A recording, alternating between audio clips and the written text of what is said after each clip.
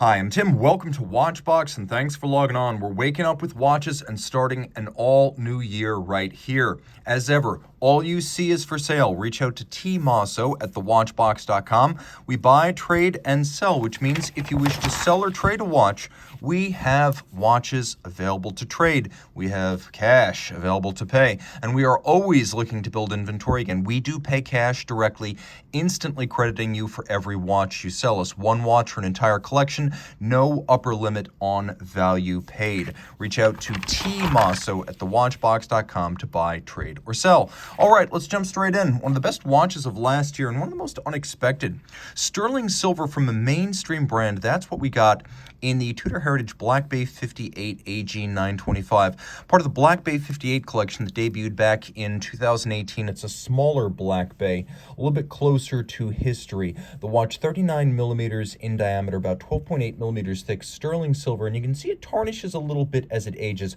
This is a pre-owned watch from 2021. You can see that there is a little bit of aging of the material, and that is to be expected of sterling silver, which is, after all, 6% copper. That's why it tarnishes, even though pure silver would not.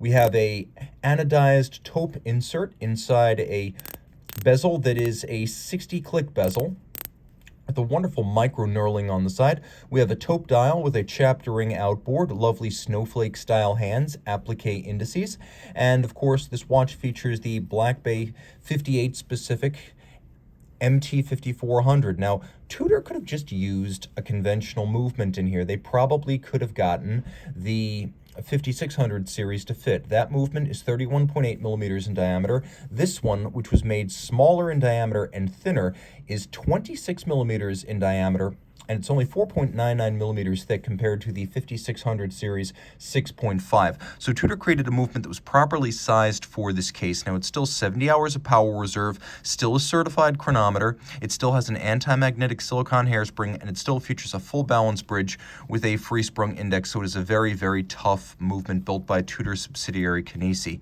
The watch has plenty of lume. And as you can see, it is a real dive watch, despite being vintage nostalgic in its form, complete with big crown style profile. This is very much a modern diveable watch. When you throw it on the wrist, you can feel it's heavier than steel, but it's not as massive as gold. A wonderful timepiece. Now, for 2021, Tudor increased its warranties to 5 years. So when you're buying this timepiece pre-owned, you are getting quite a bit of coverage. If you wish to reduce the tarnishing, it can easily be removed at home with common household chemicals, but most folks prefer to leave it as is, essentially the way Tudor intended for it to age. But if you're one of those folks who wants to have bright and completely unpatinaed bronze or sterling silver, you can restore the original silver luster if you wish to. Most folks, however, are going to allow it to tarnish and age naturally. Now, taking a quick look at another watch from the world of Rolex Tudor, this is the very latest version of perhaps the most infamous modern Rolex. Have you guessed? This is the 126000 Oyster Perpetual 36 Dominos Pizza Edition, a watch that is made by Rolex for Domino's Pizza. This is real. This is blessed by the ghost of Hans Wilsdorf. It is essentially a sales prize to managers who exceed a factory set threshold, and every time they win the watch, their threshold is indexed up, so it becomes harder and harder to win each time. Now, this is a tradition that started during the 1980s, and originally you could choose between a cash prize or a bonus or the watch, and I believe you still have the option to this day, but the Domino's Pizza Rolex Oyster Perpetual, right here in its latest version, is the most popular option. You can see this is the latest because it has the 126 serial number. It has the little crown between Swiss and made, so you know this is a post-2018 redesign, and inside it features the 3230 movement, which is a 70-hour power reserve. Now you can see the original version of the watch included Domino's Pizza logo on the dial, and again, that was Rolex made. Later on, the logo switched to the bracelet, and the logo itself changed over the years from Domino's Pizza to a simple domino, and of course we have the image of the Domino's logo on the reverse side. This is a fun watch to wear, I'm not going to lie, with the yellow gold features of the dial combined with the 70-hour power reserve, the crazy Domino's bracelet, And the watch has just enough color to be charismatic. It's not too austere, it's not excessively grayscale, and it wears nicely. As with all Oyster cases, it wears a bit big for its rated size. It looks more like a 38 to me, but does measure 36 round. That is the rated size. It's 100 meters water resistant, anti-magnetic, and a certified chronometer. It's everything a standard Oyster Perpetual 36 would be. We're not done with Rolex here. We're going to talk about an even more colorful Rolex. If a little bit of color is good, a lot of color must be great. What we have right here is the Day Date 40, a model that includes a 40 millimeter case, an extravagant metallic green sunburst dial, 100 meters of water resistance, a president-style bracelet that includes ceramic-coated pins internally, so the pins won't wear down. This watch won't experience the dreaded Rolex bracelet stretch from previous generations. You've got the 70-hour power reserve, the Parachrom blue hairspring, plenty of shock protection with Rolex's own in-house Paraflex shock protection system, and we have a double quick set.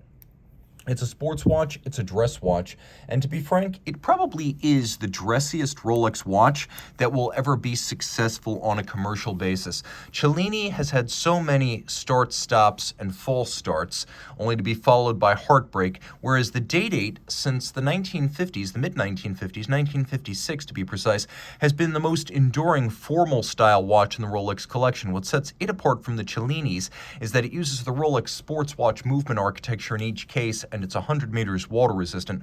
We have applique rose gold Roman numerals on the dial and rose gold hands to match. A lovely timepiece that'll fit on a wrist as small as 13.5 centimeters circumference. The reason for that being that unlike the Day Date 2, which featured large protruding solid end links, the Day Date 40 has pivoted end links. So the 47.5 millimeter lug-to-lug distance is the total distance across the wrist. You don't get that extra bracelet flare that you get on the Day Date 2. Okay, now taking a quick look at an even more colorful Rolex. Each one surpasses the last. This is an E-series, late 1980s, circa 1989. Rolex 16220. It is a Datejust 36 in steel with an engine-turned bezel. Take a good look, because this is not the knurled or fluted gold bezel. This is the engine-turned steel bezel. You can see it features a double knurling, large knurling, and then finer knurling. So this is what's known as the engine-turned bezel. But it's the dial of this watch with a spectacular finish over a Jubilee base.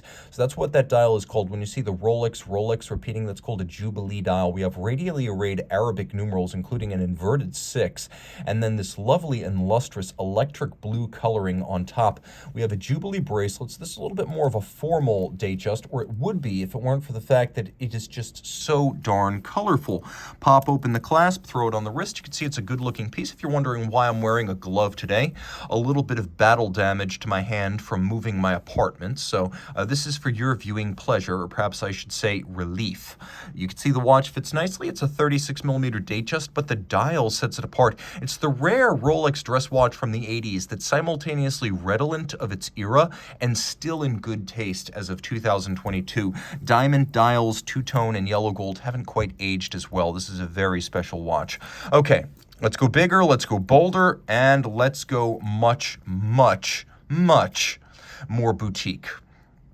Audemars Piguet makes about 60,000 watches a year. Rolex makes somewhere between 900,000 and a million. And if you're going to buy an Audemars Piguet, a lot of folks say get a Royal Oak or an Offshore because they are the core collection, the heart and the soul of the brand. This is the second generation Safari, sometimes known as the vintage Safari. It's a watch that debuted in this form back in 2014. So it's 42 millimeters in diameter. It's stainless steel. It has a shoulder and chronograph pushers in black ceramic, and you can see the attention to detail is excellent, as we have alternately satinated and polished facets to the crown shoulder as well as the chronograph pushers. There's micro beveling on the edge of the crown guard, so that also changed for 2014. One of the changes in 2014 was we got rid of the nitrile covers, and that's for the crown shoulder and the pusher. Those changed to ceramic from nitrile previously.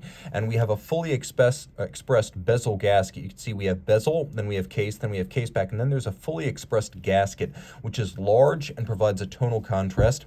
Bracelet fixed to the case using screws and bars. It's a very robust arrangement. The bracelet is finished to the same high degree as the case, and whereas most offshores, including most of these second generation Safaris, are fitted to straps, generally the hornback alligator, here we have a full bracelet which restores a lot of the integrated aesthetic of the original Gerald Genta design. When Emmanuel Guet at age 22, designed the Royal Oak offshore as a 20th anniversary tribute to the Royal Oak. Gerald Genta hated it, but Get was trying to do his best to preserve the essential elements of the original Royal Oak in a more modern and perhaps more sports-oriented form, and that's what endures to this day in the Royal Oak offshore.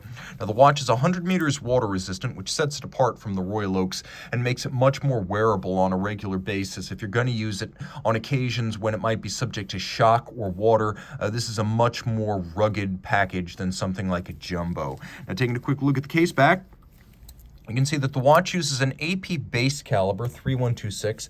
It has a 50 to 55 hour power reserve. We have a 22 karat winding mass on ceramic bearings. It's a bidirectional winder, which is very smooth. 21.6 beat rate, braced against shock by relatively thick construction. It's got a full balance bridge and a free sprung index. The watch does feature the coats of arms of the Audemars and Piguet families, to remind you that since 1875, Audemars Piguet, the oldest Swiss brand, still owned and run by the founding families. It's a nice movement that, like F. Pigeon, combines a combination of machine and manual finishing, and then it's got a Dubois de Praz vertical clutch chronograph module on the opposite side. There is hacking seconds as well as a quick set date, and then you probably have to wind the watch a little bit more than I have, but you have a vertical clutch system that allows the chronograph to start without any visible jump or stagger to the chronograph seconds. And now, good, we're up and running, and we can run our chronograph. And you can see, because of that vertical clutch system, there is no jump when I start the chronograph.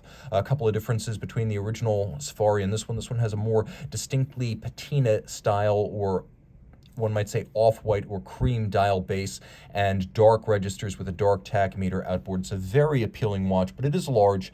I recommend a wrist no smaller than mine. Remember, my wrist is 16 centimeters circumference. And in case you're wondering, is it loomed? Let's find out. Is it loomed? It is loomed. And that's a fact. Even with black Luminova, the Royal Oak offshores are generally loomed. Not in every case, but in almost every case, including the elephant. All right, we talked about Royal Oaks. Now let's talk about traditional Royal Oaks. We went from offshore to, well, firmly back on terra firma with the original Royal Oak Jumbo. Now, this isn't the original reference 5402. This is the 15202 ST as it appeared back in the year 2000. It was made in this form from 2000 to 2011. It got a redesign for 2012. A couple of features that set this apart from the post-2012. You can see there are little Arabic numerals outboard of the indices, which are shorter. And then you can also see that the date disc is white. The dial is silver. The date disc is white. There would be a perfect match after 2012. And of course, we featured the AP logo down at 6 o'clock after 2012. So there were some changes, but the biggest change is that AP made the watch cheaper to make for 2012. These older models featured monoblock case construction. So the case back and the mid case, they're all one piece. That would go away after 2017. But these pre-2012 models featured these lovely skeletonized and hand-finished rotors. And so the rotor is beautifully executed. You can see there are sharp outward points as well as inward angles here. You could get them customized. It was part of the cost of purchase back then. You could have the rotor customized. Most people just went with the standard A and P. And as you can see, the anglage on here, inside and out, is mirrored and gorgeous. The movement is the 2121, which is based on the old JLC 920 Bausch. And the JLC movement was designed in 1967 for AP, Patek, and Vacheron. JLC never used the movement. No other brands but the Holy Trinity ever used the movement, in fact. AP still makes this, makes it in-house, in fact, though we hear the 15202 ST and steel is being discontinued after 2021. You can always go back in time for the classics like this one. The nice thing about this movement is it's still very thin. With the date, it's 3.05 millimeters thick. The watch itself is just over 8 millimeters thick, 39 millimeters in diameter. And we see that there's a lot of hand beveling and rounded anglage on this movement that you won't find, for example, on the mass-produced AP calibers, like, for example, this 3126. You could see quite distinctly here that the anglage is a sharp bevel executed by machine. There's really no rounded mirrored shine on the edge of these bridges, whereas on the 2121, it's a much more extensively hand-finished movement. You can see that really well. The Côte de Genève are also broader, and then there's a beryllium ring that sits on 4 ruby pivots. There are 4 ruby rollers that allow that beryllium ring to run all the way around the movement to provide full 360-degree support for the rotor. So the rotor is an unequal mass. It's asymmetrical. There's mass on one side, but the actual rotor ring goes all the way around the movement. This is to prevent the rotor from crashing into the bridges. And then you have the 4 ruby rollers to prevent the beryllium ring underneath that from crashing into the base plate.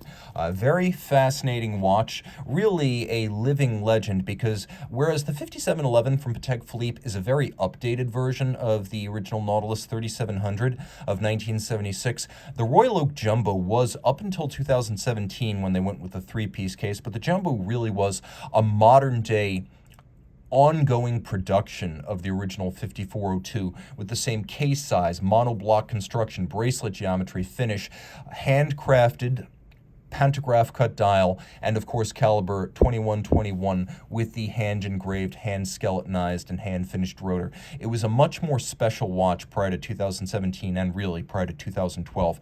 This is a direct living descendant of the 5402, and it will be missed. Quick loom shot so you can get a look. It is a sporty dress watch. It's not strictly a sports watch in the modern sense, not in an era of Royal Oak offshores. Now here we have the first ever complication in the Royal Oak family, originally introduced back in 1981, reference 25554 here, BA, which means it is yellow gold. You can see this case is in excellent shape.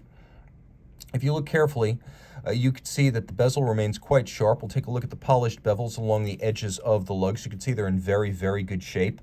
They're symmetrical from side to side. The case is full. It is in outstanding condition, and it is the monoblock construction that was used on all watches derived from the Jumbo. And the Perpetual calendar in 39 millimeters was derived from the Jumbo. They have the same 2120 ultra-thin JLC design base movement. They have the same monoblock case construction. If you pull the crown out, you can see they are both front loaders. There's that little notch so you can load the crown, the stem, the dial, and the movement from the front, because the back of the case is one and the same as the mid case. It's all one piece.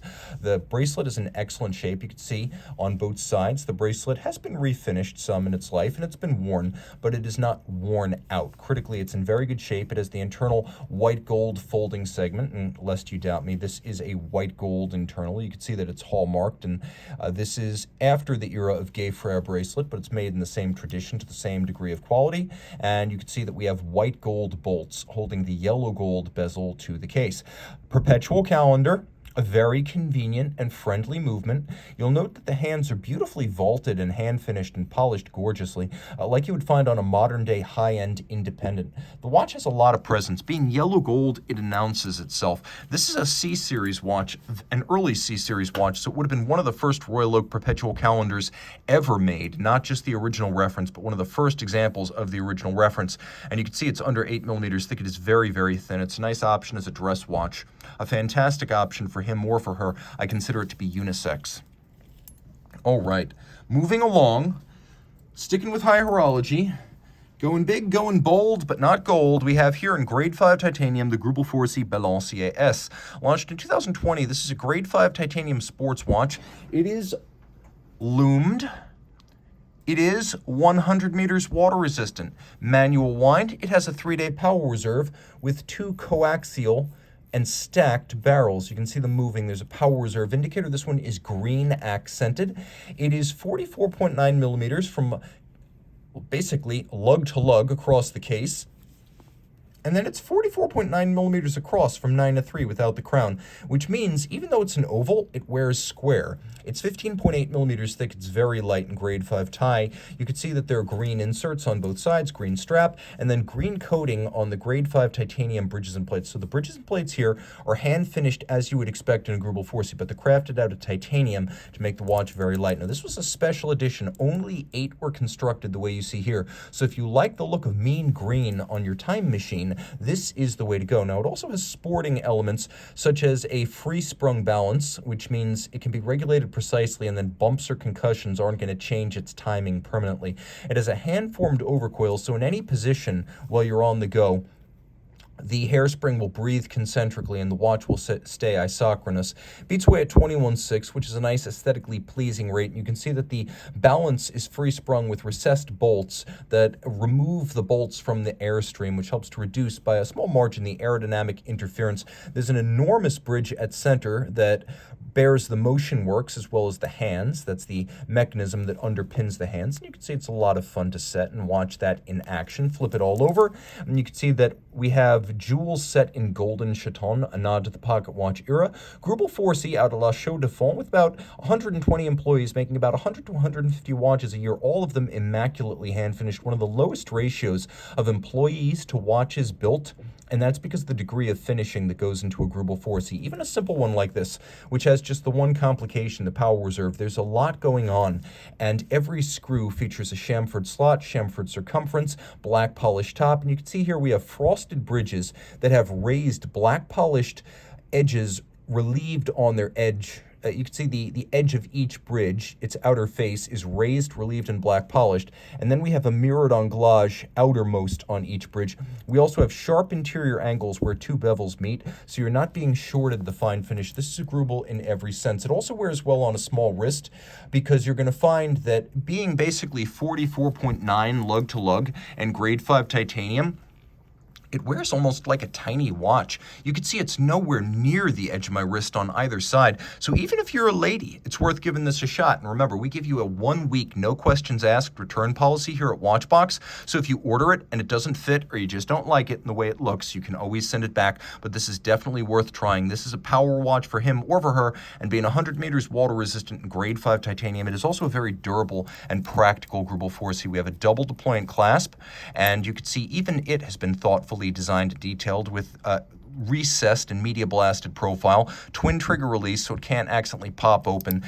That's your extra guarantee against the threat of droppage while donning or removing your bed, or your watch at bedside, I should say. Now, right here we have a special edition, a 10-piece special edition in white gold from 2006, celebrating 500 years of Glasuta, its hometown. This is the Glasuta Original Panomatic Date. So Panamatic Reserve with Panorama Datum.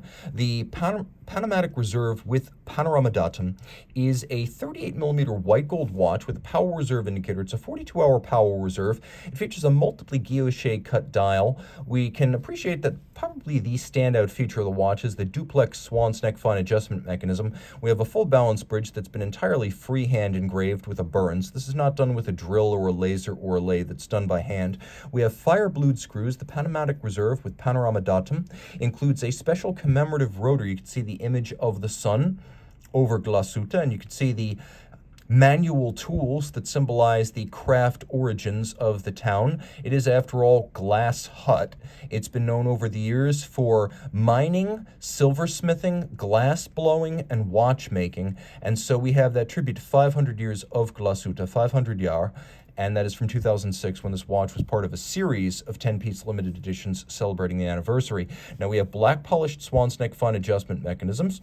As you can see, an extensively hand-finished caliber that has a 3/4 rotor built in. It's a very easy watch to wear, though it's got a satisfying weight to it. Make no mistake, you do feel this watch on the wrist. It's got a happy heft, as I like to say. And as you can see, being narrow across the wrist, this is another great unisex option. Panamatic Reserve with Panorama Datum, and I should mention that the oversized date on this particular watch includes a quick set, whereas a lot of these oversized date watches from Glasuta Original include some sort of pusher adjuster on the flank to adjust the date. This one has a regular quick set, so it's easy to set the date. And then, of course, if you pull the crown out again to set the whole watch, we have hacking or stop seconds. A very handsome, offbeat dress watch. If you want to go beyond the Holy Trinity, if you want a German dress watch that's not a Longa, if you want something that'll be serviceable forever with parts available from a Swatch Group brand, then you have this option. And this is a small brand, low production, rarely seen. It's like all of the exclusivity and imagination of an independent, but with the assurance that parts and service will be available forever. And remember, the original A Longa Unzona is Glasuta Original. The modern Longa is a revived company created in 1990 that is using the original name under dubious circumstances. This has never really been resolved. The legal successor to the original A Longa Unzona is Glasuta Original.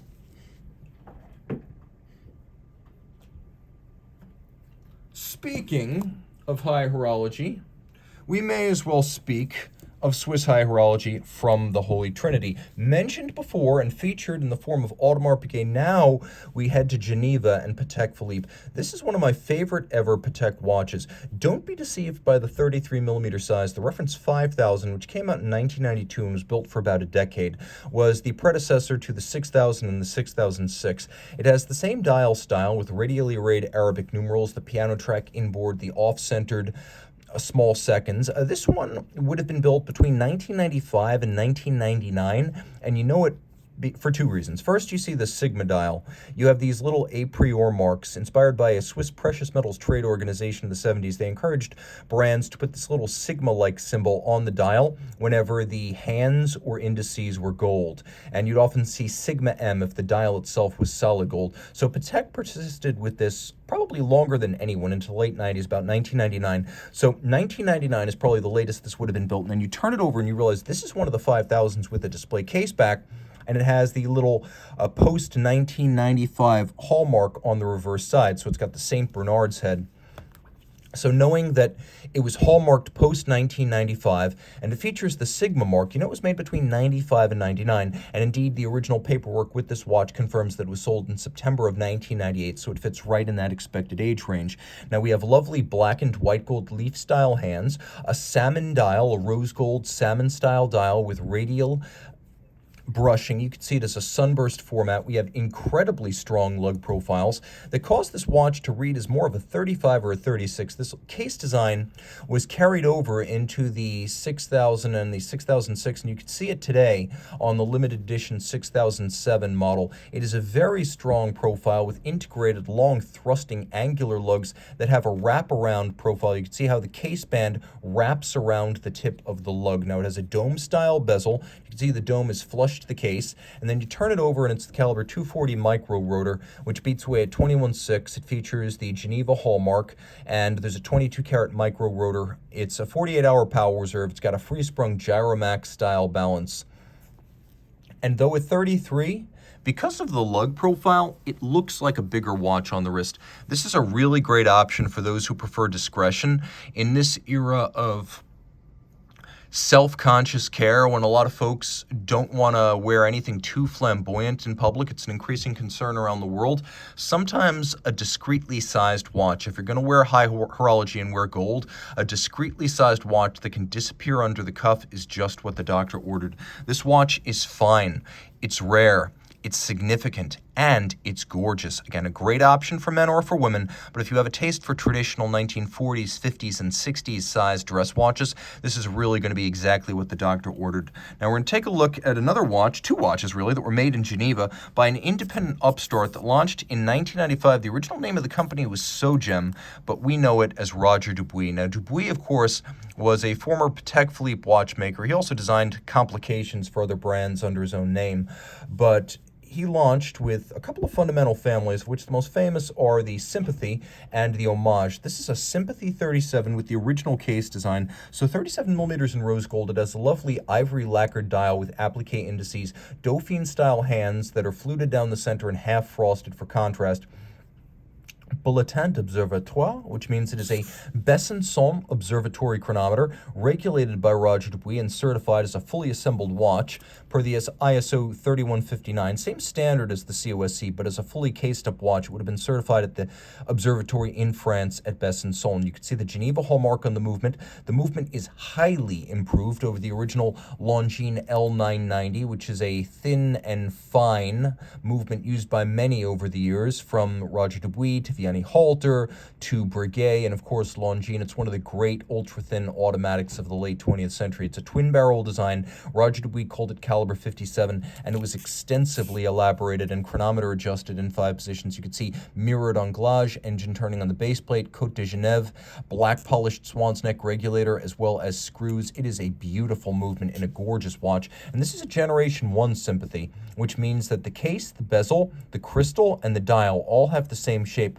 almost like liquid metal drawn out, manually wrought and then flash frozen. It has a fluid look to it. Later versions of this watch would be made more cheaply, which means the inner bezel, the dial, and the crystal would be circular. Easier to build, less desirable from a collector's standpoint. This one is the full package. Now, if you want complication, we have that too. Same base movement here. You can see this is, once again, the Longines L990 in 5707 form, still Geneva hallmark, still an observatory chronometer, but now a bi-retrograde perpetual calendar with moon phase.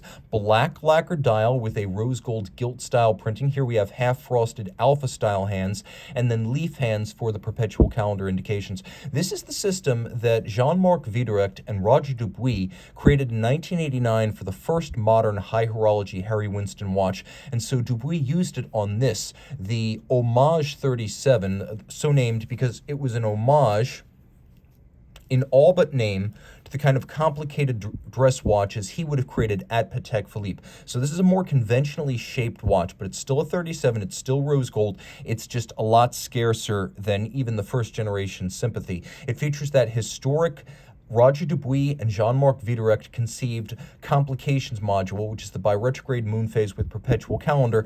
It also features that hand-finished Geneva hallmark observatory chronometer movement, and all of it in a very wearable 37mm case. So I'll show you both these watches. You can see the Homage wears more like a classical 37 because it's a round watch with traditional lugs. So this wears true to size, whereas the Sympathy 37, because of these large straight lugs that project out from the case, it actually wears like a bigger watch. I'm going to tell you to expect the experience of a 40mm round watch. This is really like wearing a 40mm round watch. They're both very thin,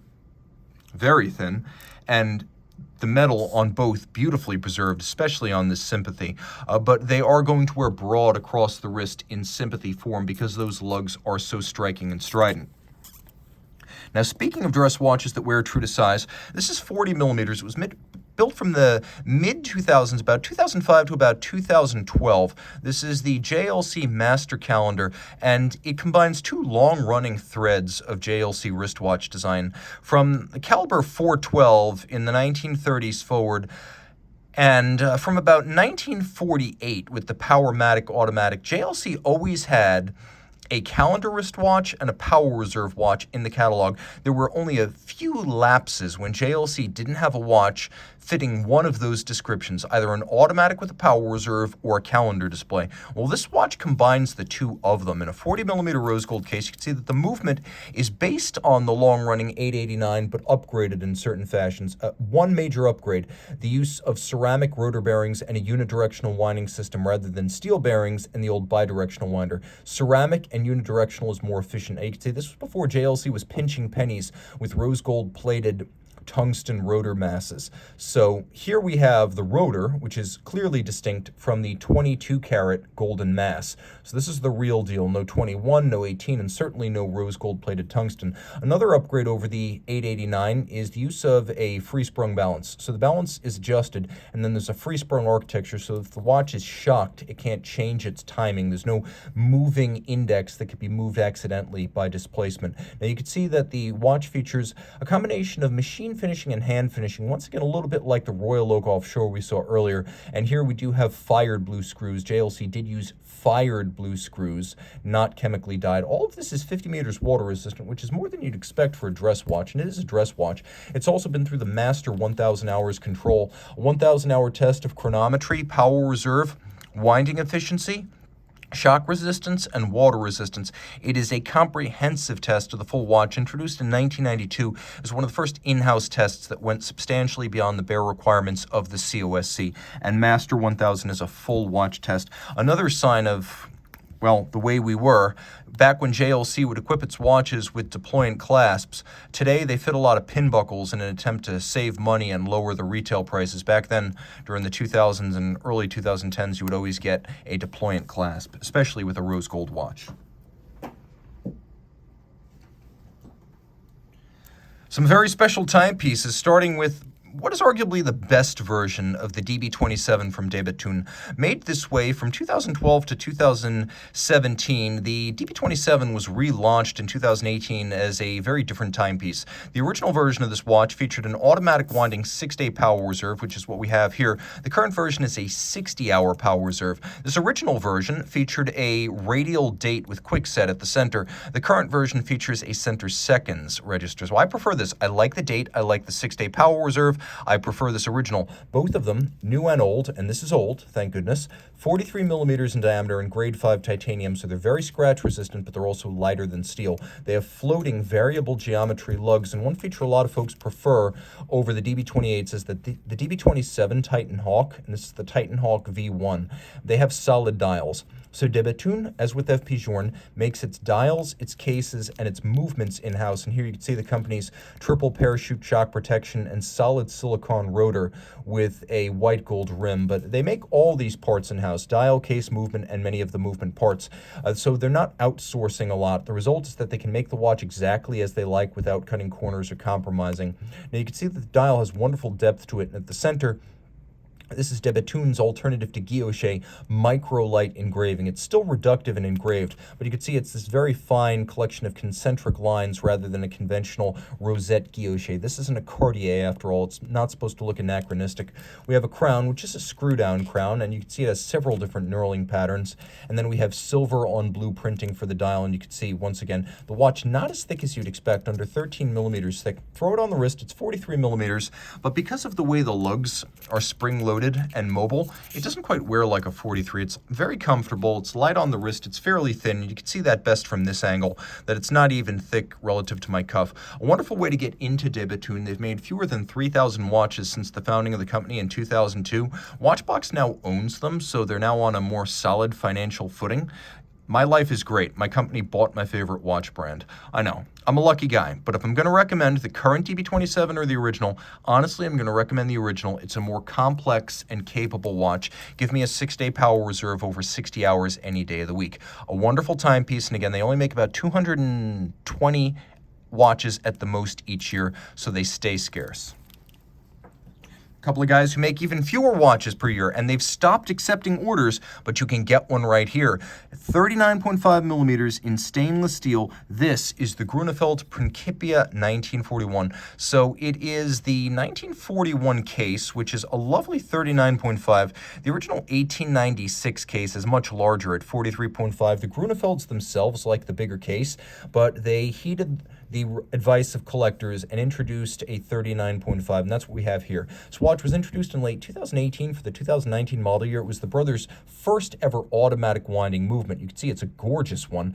Automatic winding, full balance bridge, free sprung index, 21.6 beat rate, 56-hour power reserve. You can see there are 1, 2, and then you can actually count. There are 3 separate finishes on the rotor alone. The center of the rotor features both black polish and a sunburst pattern, and then all of the bridges are made of stainless steel. That's right, they hand-finish stainless steel, which, as with the titanium bridges of Grubel Forsey, is just beastly and unnecessary. They do it because it's hard to accomplish. They're showing their quality. Now, there are 3 different finishes on each bridge. You can see there's media blasting or frosting inside. There's a sort of raised relieved channel around the edge of each bridge, and then there's a mirrored anglage at the outer face of each bridge. So 3 different finishes. You can also see here we have black polished screw heads, once again with chamfered slots and circumference. And we have golden chaton featuring these pivot jewels. This is a nod to the pocket watch era. If you look carefully, you can see the shape of the bridges designed to evoke the bell gable roofs of traditional Dutch houses. Of course, the Grunefelds practicing in Oldenzaal in the Netherlands. They are Dutch, and their factory is in Holland. And so they pay tribute to the architecture in their area. These traditional sloped bell gable roofs can be seen in the architecture of the bridges. And there's a fully skeletonized and hand-finished balance bridge. You can also see that the balance bridge, like several other parts of the movement, featuring sharp inward angles. Very difficult stuff to achieve, but the Grunefeld's doing it with virtuosity. And because they are Dutch, you have an Orange Army dial. So if you root for the Orange Army at the Tour de France or in football, this dial is going to be perfect for you. It is also wonderful if you like salmon dials, because to the eye, it's almost indistinguishable from a salmon dial. You'll also note that the dial has several different finishes. We have a little bit of a polishing inboard. There are 2 different levels to the dial disc. We have a media blasting or frosting.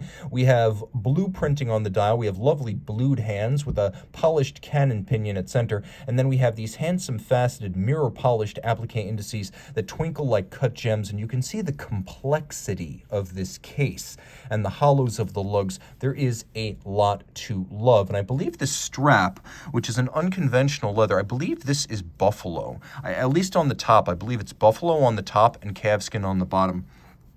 Throw the watch on the wrist, and it's a dream come true. Easy to wear, short across the wrist. Another watch I'd recommend as a unisex option, much more wearable than their original 43.5 millimeter case. This is a 39.5, and it fits a treat. Now we finish with my favorite watch from today's show. This is crazy. This is the 500-piece limited edition stainless steel Alain Silberstein Tourbillon Volant. Alain Silberstein, from about 1985 to 2012, ran his own French high horology brand, and he was originally an architect. That's why he is architect et horloger, and it says as much on many of the cases. The watch was made in Besançon, France, which historically was the center of watchmaking in France. The timepiece is a limited edition of 500 pieces, but good luck finding even one other. It uses a very highly modified Progress Watch 6361 movement, which includes 2 mainspring barrels, a flying tourbillon, a 72-hour power reserve. It has a date, and you can see that the numerals of the date are ghosted on the dial. It features a combination of elemental shapes and colors. So you have primary colors as well as basic shapes. And while this is somehow described as Bauhaus, it's really more like de style, which is another one of the early modernist design philosophies that was working its way through art and architecture in the early 20th century. So this is really more in the style of de style. And if you look at de style homes and artwork, you'll really see the resemblance. But this watch has more than that. It has a wonderful layering, and it is a flying tourbillon, so there's no upper bridge to block your view. It's nicely executed with a combination of black polish on the tourbillon and then engine turning, not just on the base plate, but also on the bridges. You could see the keyless works and the clutch mechanism has been hand-finished and handsomely executed and revealed to the eye.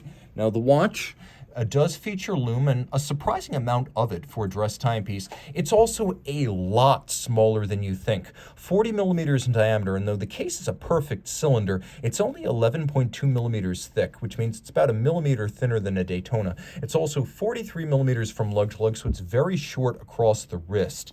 This is a very difficult watch to find, and I should mention that this watch is full set, and I mean everything.